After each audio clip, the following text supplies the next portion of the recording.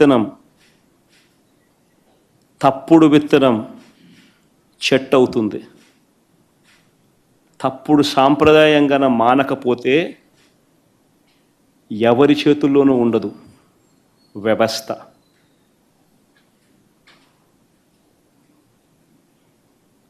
చాలా అంటే చాలా తప్పు చేస్తా ఉన్నాడు చంద్రబాబు నాయుడు. ఈరోజు దెబ్బ తగిలిన ప్రతి ఒక్కడు రేపొద్దున ఇదే కొనసాగిస్తే మా ప్రభుత్వం అధికారంలోకి వచ్చిన తర్వాత చంద్రబాబు నాయుడు పరిస్థితి ఏమిటి, తెలుగుదేశం పార్టీ పరిస్థితి ఏమిటి? ఎల్లకాలం ఇవే రోజులు ఉండవు. ఈరోజు పైన మీరున్నారు, మళ్ళీ 4 ఏళ్ళకు 3 ఏళ్ళకు కిందికి మీరు వస్తారు, మేము పైకి పోతాం.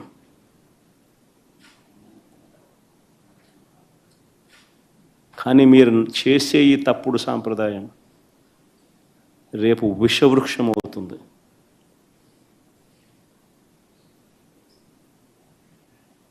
నేను చెప్పినా కూడా మా వాళ్ళు రేపు పొద్దున వినే పరిస్థితి ఉండదు. దెబ్బ తగిలినోనికి ఆ బాధ తెలుస్తుంది.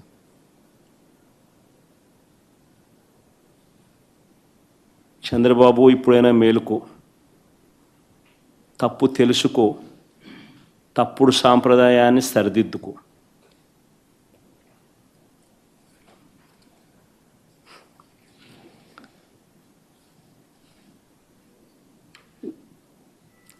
ఇవన్నీ కూడా చంద్రబాబు నాయుడు గారు ఎందుకు చేస్తూ ఉన్నారు అన్నది కూడా మనందరికీ కూడా తెలిసిన విషయాలు. సూపర్ 6, సూపర్ 7లు అని ఆయన అన్నాడు. వీటి అమలు గురించి ఎవరు అడగకూడదు. రాష్ట్ర వ్యాప్తంగా సుమారు 5 లక్షల మంది పెన్షన్లను పీకేశారు. 5 లక్షల మంది పెన్షన్లను పీకేశారు రాష్ట్ర వ్యాప్తంగా. దాని గురించి ఎవరు మాట్లాడకూడదు. గత ఏడాది ఎగరగొట్టి మళ్ళీ ఈ ఏడాది జూన్ 21వ తారీఖున రైతు భరోసా ఇస్తామన్నారు. ఇంతవరకు అతి గతి లేదు. ఇప్పుడు దాని గురించి ఎవరు కూడా మాట్లాడకూడదు, అడగకూడదు. ఎందుకు ఇవన్నీ చేస్తూ ఉన్నాడంటే ఇందుకే చంద్రబాబు. ప్రతి మహిళకు నెలకు 1500, సంవత్సరానికి 18,000 చొప్పున ఇస్తామన్నారు. గత ఏడాది ఎగరగొట్టాడు, ఈ ఏడాది అంతే. దాని గురించి ఎవరు మాట్లాడకూడదు, అడగకూడదు.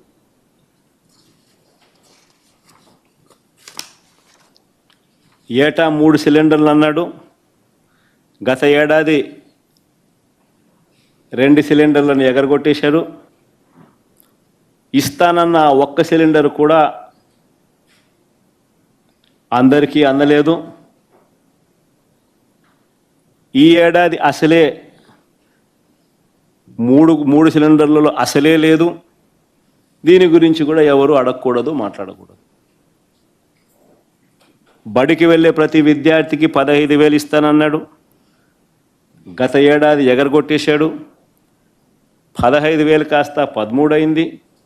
ఈ ఏడాది కూడా 30 లక్షల మందికి ఎగరగొట్టేశాడు. దీన్ని కూడా ఏ విద్యార్థి కూడా ప్రశ్నించకూడదు, అడగకూడదు. నిరుద్యోగ యువతకు నెలకు 3,000 ఇస్తానన్నాడు. ఏడాదికి 36,000 చొప్పున నిరుద్యోగ భృతి అన్నాడు. గత ఏడాది పూర్తిగా ఎగ్గొట్టేశాడు. ఈ ఏడాది కూడా పూర్తిగా ఎగ్గొట్టేదానికి శ్రీకారం చుట్టాడు. ఎవడు దీని గురించి మాట్లాడకూడదు, అడగకూడదు. 50 ఏళ్ళు దాటితే పెన్షన్ అన్నాడు. 50 ఏళ్ళు దాటితే 48,000 మీ చేతుల్లో పెడతానన్నాడు. గత ఏడాది ఎగ్గొట్టాడు, ఈ ఏడాది ఎగ్గొట్టే కార్యక్రమమే చేస్తూ ఉన్నాడు. ఎవరు అడగకూడదు, ఎవరు ప్రశ్నించకూడదు. రాష్ట్రంలో ప్రజలందరికీ కూడా ఎన్నికలప్పుడు ఏమన్నాడు? వైజాగ్ షికారుకైనా పోవచ్చు అన్నాడు. శ్రీకాకుళం వాళ్ళు తిరుపతికైనా రావచ్చు అన్నాడు. తిరుమల వెంకటేశ్వర స్వామి దర్శనం చేసుకోవచ్చు అంటాడు. తిరుపతి వాళ్ళు, రాయలసీమ వాళ్ళు విశాఖపట్నానికి షికారుకైనా పోవచ్చు అంటాడు. అక్కడ సింహాచలం గుడికైనా పోవచ్చు అని అంటారు. ఈరోజు ఎక్కడికి వెళ్ళినా ఫ్రీ బస్సు కాస్త సంవత్సరం అయిపోయింది, ఆ బస్సు హామీ గాలికి ఎగిరిపోయింది, ఇంకా అమలు కాలేదు. ఈయన పండగల మీద పండగలు డేట్లు చెప్తా పోతున్నాడు, పండగలు గడిచిపోతూ ఉన్నాయి, డేట్ మాత్రం రావడం లేదు. అయినా దీని గురించి ఎవరు మాట్లాడకూడదు, అడగకూడదు. సూపర్ 6, సూపర్ 7 మాత్రమే కాదు, ఫీజు రీయింబర్స్మెంట్ రూపేణా ఇది అన్నిటికన్నా దారుణం. పిల్లల చదువులు ఈరోజు చంద్రబాబు నాయుడు గారి పుణ్యాన పిల్లలు చదువులు మానేసి పనులకు పోతా ఉన్న పరిస్థితి ఈరోజు రాష్ట్రంలో ఉంది. చంద్రబాబు నాయుడు గారి పుణ్యాన 6 త్రైమాసికాలకు సంబంధించి పెండింగ్. 2024 జనవరి, ఫిబ్రవరి, మార్చ్ త్రైమాసికంతో మొదలెడితే జనవరి, ఫిబ్రవరి, మార్చికి సంబంధించిన త్రైమాసికం నువ్వు మామూలుగా మేలో ఇవ్వాలి. అప్పుడు ఎన్నికలని పోస్ట్పోన్ అయితే ఆ రోజు నుంచి ఈ జూన్ 30వ తారీఖున లెక్కేసుకుంటే 6 త్రైమాసికాలు, 4,200 కోట్లు బకాయిలు, 700 × 6 త్రైమాసికాలు. వసతి దీవెన కింద ప్రతి ఏప్రిల్ 1,100 కోట్లు ఇవ్వాలి. 2 ఏప్రిల్ గడిచిపోయాయి, 2,200 కోట్లు బకాయిలు. వసతి దీవెన కింద ఆ 2,200 కోట్లు కూడా ఈ 4,200 కోట్లకు కలిపితే 6,400 కోట్లు బకాయిలు. ఈ 6,400 కోట్లకు గాను ఇచ్చింది కేవలం 750 కోట్లు.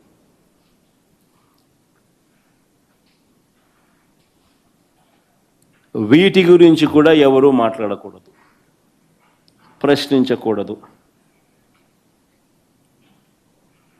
ఆరోగ్యశ్రీ, ఆరోగ్య ఆసరా కింద బకాయిలు 4,500 కోట్లు దాటాయి.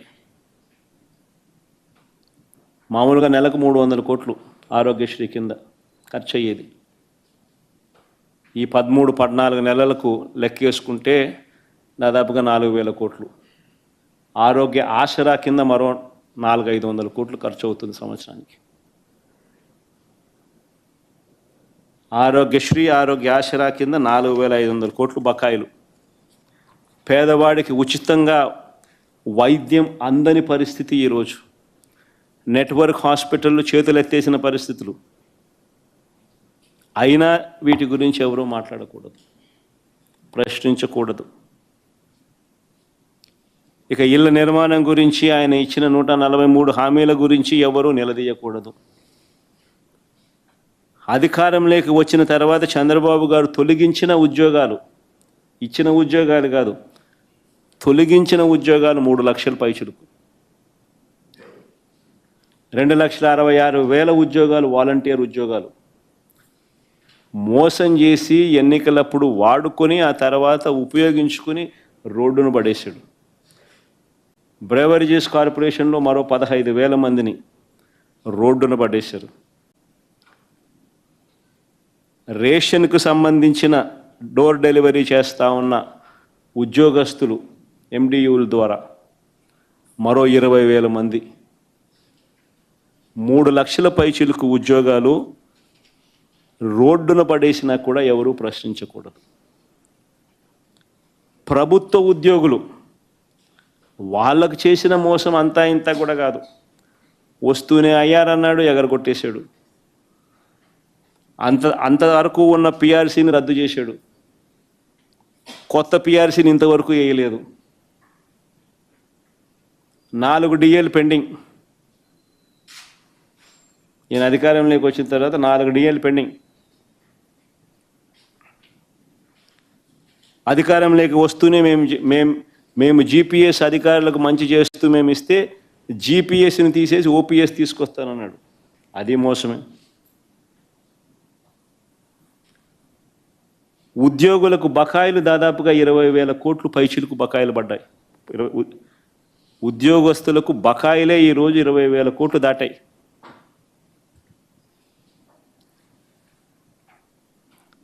అడిగితే తోకలు కట్, ఎవరు ప్రశ్నించకూడదు,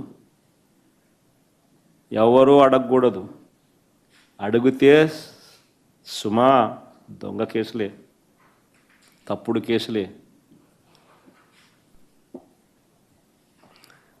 చివరకు గ్రామ వార్డు సచివాలయాలు నిర్వీర్యం. గ్రామ వార్డు సచివాలయాలు పూర్తిగా నిర్వీర్యమైపోయాయి. అయినా ఎవరు మాట్లాడకూడదు, ప్రశ్నించకూడదు. 24 గంటల్లో ధాన్యం కొనుగోలు డబ్బులు ఇస్తామన్నారు. ఏప్రిల్ నుంచి బకాయిలే. 24 గంటలు కాదు, ఏప్రిల్ నుంచి బకాయిలు 1000 కోట్ల పైన ఉంటాయి బకాయిలు. అయినా ఎవరు ప్రశ్నించకూడదు, అయినా ఎవరు అడగకూడదు. రాష్ట్రాన్ని శ్రీలంక చేస్తున్నామని చెప్పి మా మీద అన్నారు. రాష్ట్రాన్ని మేము శ్రీలంక చేస్తున్నామని చెప్పి మా మీద అన్నారు, మా మీద బండలేసారు. ఈయన 13-14 నెలల కాలంలోనే ఈయన తీసుకొచ్చిన అప్పులు 1,75,112 కోట్లు. 1,75,112 కోట్లు. మా ప్రభుత్వం 5 ఏళ్లలో చేసిన అప్పు 3,32,671 కోట్లు.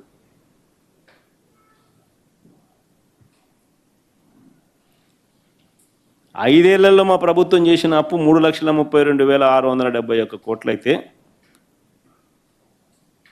అన్ని స్కీములు ఇస్తూ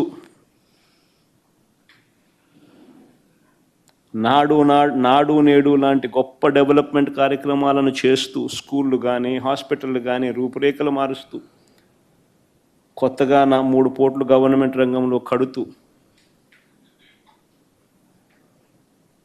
గొప్ప డెవలప్మెంట్ కార్యక్రమాలు మేము చేస్తూ, అన్ని స్కీములు ఇస్తూ, కోవిడ్ లాంటి విపత్కర పరిస్థితులను ఎదుర్కొంటూ, అయినా మేము చేసిన అప్పులు కేవలం 3,32,671 కోట్లు అయితే, ఈయన 13-14 నెలల్లోనే ఈయన చేసిన అప్పులు 1,75,112 కోట్లు. అంటే మేము 5 ఏళ్లలో చేసిన అప్పును ఈయన 13-14 నెలల్లో 52.43% ఇప్పటికే చేసేసినాడు. మేము 5 ఏళ్లలో చేసిన అప్పులో 52.43% ఆయన ఇప్పుడే చేసేసినాడు ఈ 13-14 నెలలకే. నేను అడుగుతా ఉన్నా, ఈ డబ్బంతా ఎవరి జోబీ లేకపోయింది? ఎవరికి ఒక స్కీమ్ ఇచ్చింది లేదు, ఎవరికి ఏ మంచి చేసింది లేదు. ఈ డబ్బంతా ఎవరి జోబీ లేకపోయింది. అయినా ఎవరు ప్రశ్నించకూడదు, ఈ మాదిరిగా ఉన్నా కూడా ఎవరు అడగకూడదు. అడిగితే సుమా తప్పుడు కేసులు. షాక్ కొట్టేలా ఏకంగా పెంచిన కరెంటు ఛార్జీలు 18,272 కోట్లు. కరెంటు ఛార్జీలు తగ్గిస్తాడన్న కథ దేవుడు ఎరుగు. కరెంటు ఛార్జీలు ఈ 13-14 నెలల్లో ఆయన పెంచింది 18,272 కోట్లు. మేము ఉద్యమం చేసినప్పుడు 15,000 కోట్లు అయితే, ఈ రోజుకి అది 18,272 కోట్లకు ఎగబాకింది. అది ఒకసారి స్లైడ్ పెట్టుమా ఒకసారి. ఆ కరెంటు ఛార్జీలు fuel and power purchase cost adjustment కింద FPPCA అంటే fuel and power purchase cost adjustment కింద రకరకాల తేదీలలో ఆయన ఇచ్చిన బాదుడు 18,272 కోట్లు.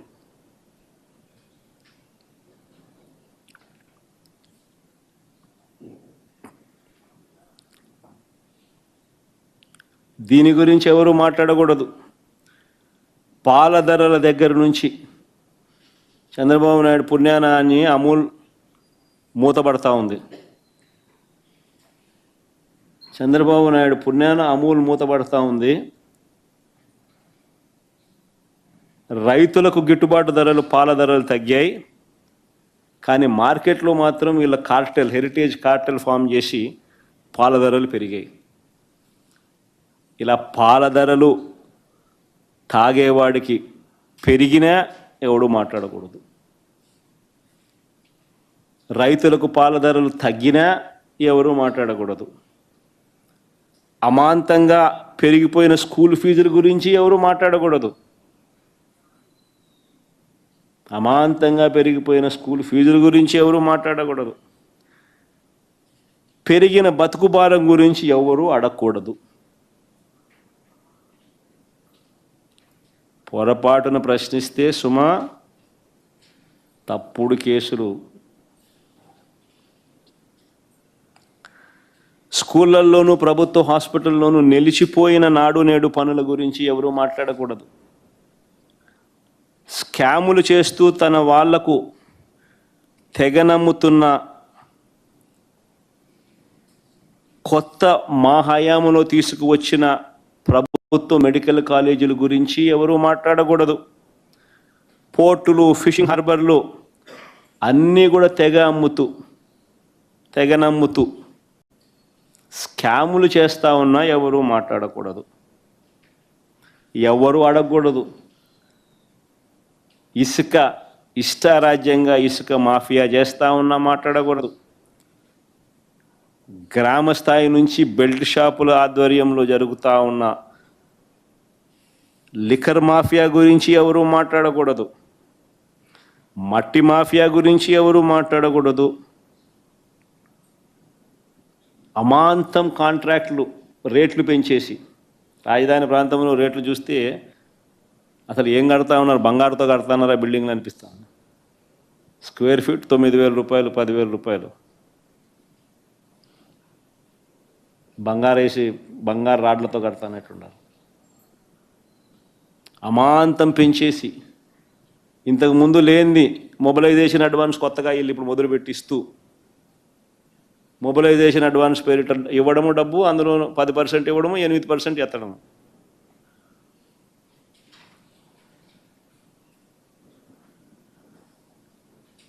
నాణ్యత లేని పనులు జరుగుతూ ఉన్నా ఎవడో మాట్లాడకూడదు. లూలు లాంటోళ్లకు, ఉర్సా లాంటోళ్లకు రూపాయికే భూములు ఇస్తూ ఉన్నా, కారు చౌకగా అయిన భూములు ఇస్తూ ఉన్నా ఎవరు మాట్లాడకూడదు, ఎవరు ప్రశ్నించకూడదు. మేము ₹2.49 మేము గతంలో ఎప్పుడూ జరగని విధంగా రాష్ట్రానికి మంచి చేస్తూ మేము పీపీఎల్ చేస్తే నానా యాగీ చేసిన వీళ్ళు ఈరోజు ₹4